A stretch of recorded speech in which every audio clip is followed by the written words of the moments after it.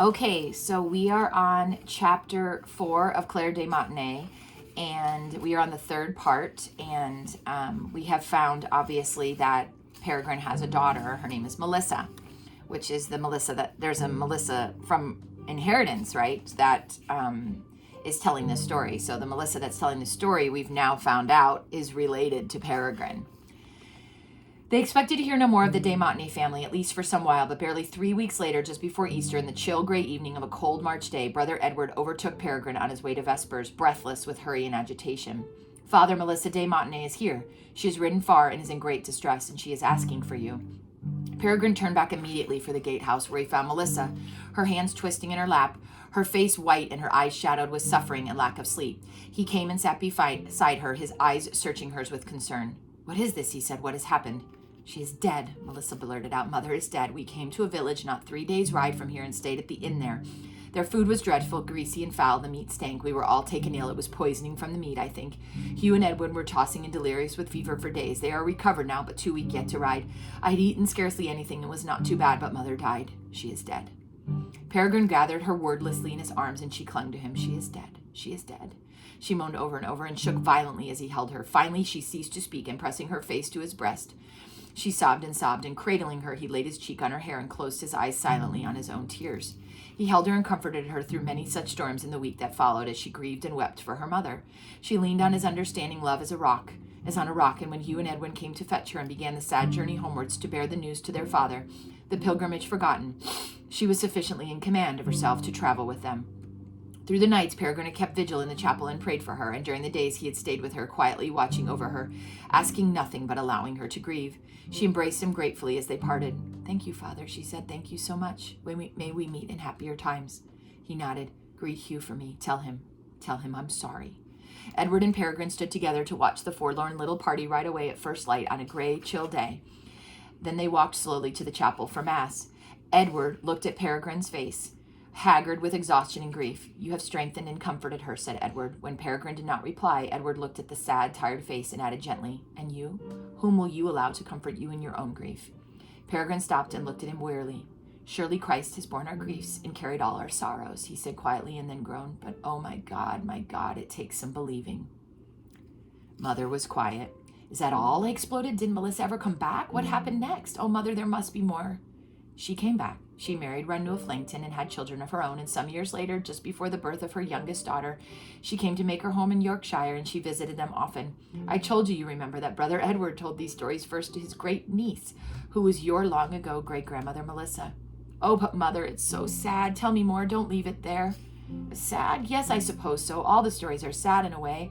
I don't believe there's one of them without tears and struggle, but that was the life, you see. It wasn't easy. Saying sorry and giving up your own way and daily turning your back on your own wants took some doing. But now help your daddy with the drying up, and I'll tell you a quick story to cheer you up again. As I got to my feet to take Mother's coffee cup out to the kitchen, there was a thunder of footsteps on the path outside.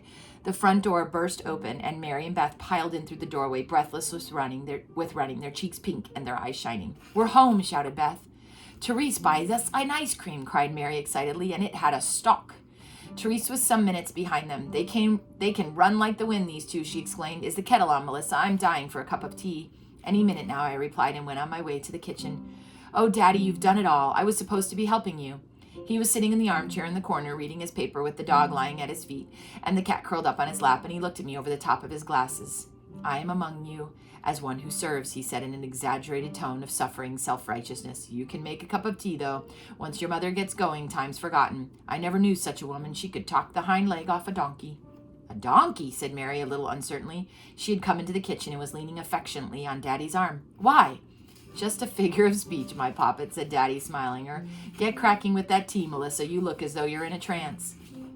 As the kettle boiled, there came an angry bellow from upstairs.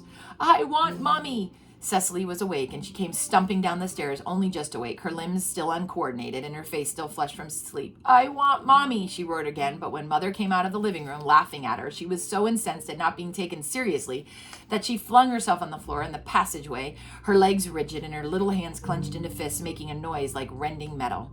Mother sighed. Hey-ho, back to reality, she said resignedly. Oh, come on, Cecily, do get up.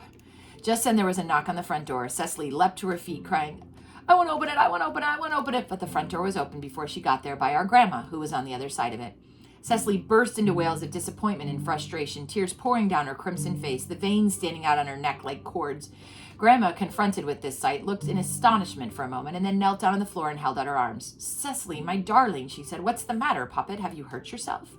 Cecily was too much beside herself to speak. I think she wanted to open the front door, Grandma, Therese exclaimed. Oh, I see. Right-o, then. Grandma hastily went out again, closed the door firmly behind her, and knocked on it loudly, calling through the letterbox. Is anyone at home? There was a moment's pause while Cecily wondered whether to relent.